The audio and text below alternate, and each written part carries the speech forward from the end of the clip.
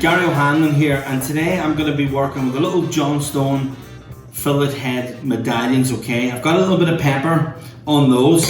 I'm just going to season them now with a little bit of fine sea salt. So whenever you're working with the medallions of beef, they do tend to cook really, really quickly. So one key thing that you got to know is to have everything else ready to basically rock and roll.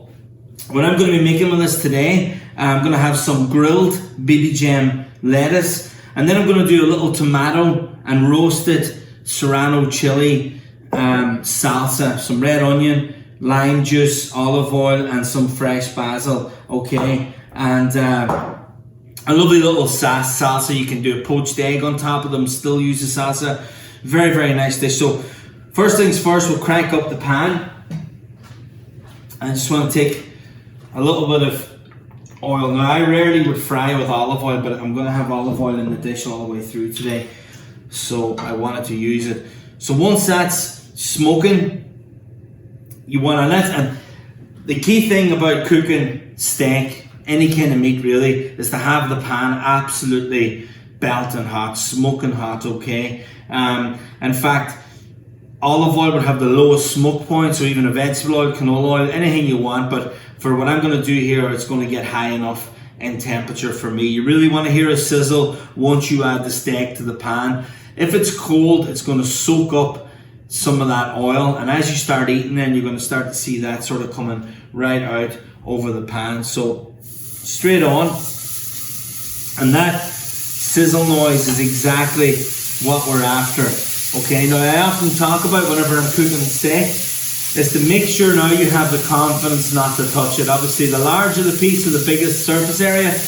Really and truly though, the colour is going to be the same whether it's a piece this size or a côte de boeuf or a filet mignon or a sirloin steak full size. You want to give it a couple of minutes without moving it. You get a really lovely dark crust. Once we turn that, we'll add our baby gem, but first thing we'll do to that is, while we're waiting now, is a tiny little bit of olive oil onto it. And I have right here some camp pot pepper, so I'm just going to get a little bit of cracked camp pot pepper onto that, and we'll set it aside, okay? So just grab my tongs.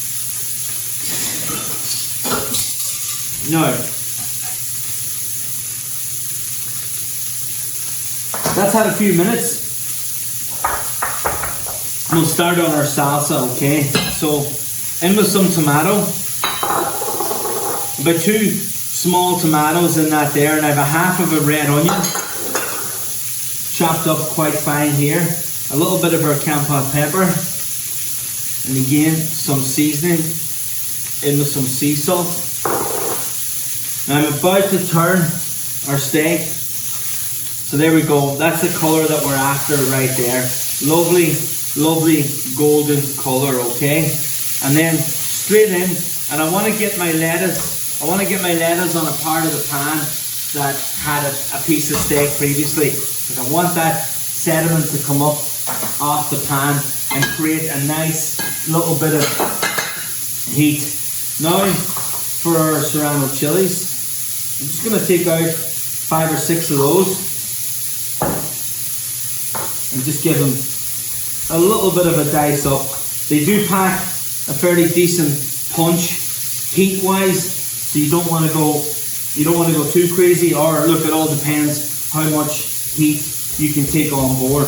Now, as far as the basil is concerned, I just like it torn almost, like so, a rough chop on that, just to burst the pores and get the flavour out of me.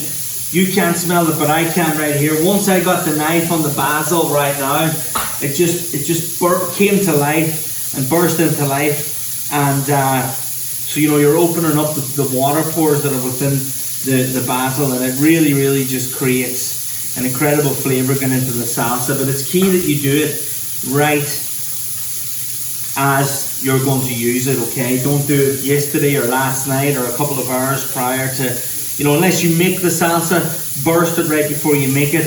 Obviously, if the salsa now is sitting in the fridge for a wee while, it will fuse and develop a beautiful flavour. And then with a decent glug of olive oil, So now I just want to check. My meat's going to be ready, so I just want to check on my lettuce. Yeah, perfect. So that's exactly what I'm after with the baby gem right there, okay? Is that lovely, lovely colour. Let that sit there for a wee second. And I'm going to do the same now with the steak, okay? So lift it off. It's at a few minutes either side. Now obviously when the meat is small and it's this size, it doesn't take as long to rest. The smaller the piece, the less resting time. So let it sit there for a wee second, and now we'll just move around our salsa. So again, to recap: onion, tomato, lime juice, another little bit of olive oil needed, black pepper, and some more sea salt. And we'll just mix this another little bit. Now, you might not notice here, but I'll get it up close. So with the baby gem, I've left the root on here, okay? So I just, when I washed, I just snipped it here. So now, I've cooked it as a half piece. So now I want it in a little wedge. We'll take this aside. So we've had a couple of minutes resting here. So 2 of these for the portion. And in like so with our grilled baby gem lettuce, and then our tomato, basil, and roasted serrano chili salsa. So beautiful Johnstone fillet head medallions, grilled baby gem, and our little tomato serrano salsa. How beautiful is that? Give it a wee crack.